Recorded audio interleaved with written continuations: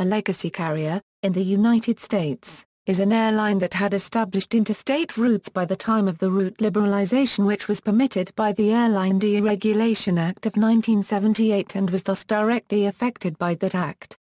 It is distinct from a low-cost carrier, which in the United States are generally new airlines that were started to compete in the newly deregulated industry.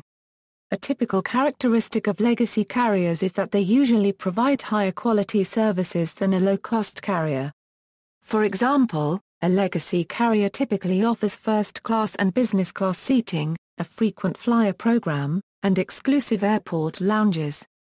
Many legacy carriers are also members of an airline alliance through which it has partner carriers that agree to provide these services to their own passengers as well. Also, legacy carriers generally have better cabin services, such as meal service and in-flight entertainment. Since the Deregulation Act, many legacy carriers have folded or merged with other carriers. Those that survive now benefit from the fact that low-cost carriers no longer hold large cost advantages over the major legacy airlines.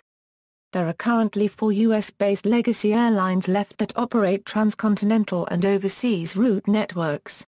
That number will shrink to 3 once American Airlines and U.S. Airways complete their merger, most likely in 2015. A trend among legacy carriers is to outsource short and medium-haul flights to regional airlines. In 2011, 61% of all advertised flights by American, United, Delta, and U.S. Airways were operated by a regional airline. This figure was only 40% in 2000. Legacy carriers. Current transcontinental legacy carriers, American Airlines, U.S. Airways, subsidiaries of American Airlines Group, pending full merger of airlines.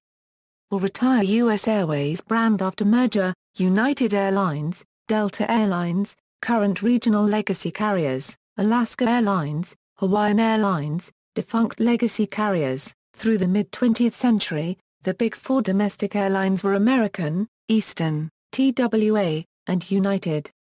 Additionally, Pan American focused exclusively on international service and was the unofficial U.S. flag carrier.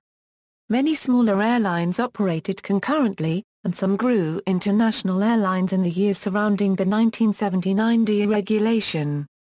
By the end of 1991, there were 7 remaining transcontinental legacy carriers: American, Continental, Delta, Northwest, TWA, USAir, and United. These 7 stood for a decade until TWA was incorporated into American. The remaining 6 stood for nearly another decade until 3 of them were respectively incorporated into the other 3.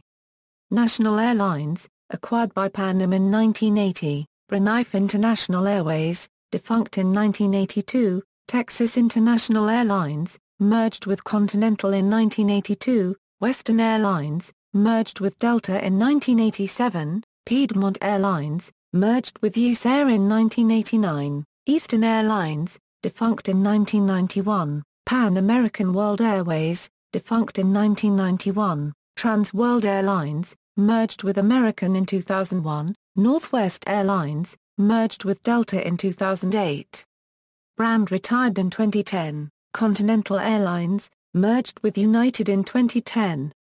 Brand retired in 2012. References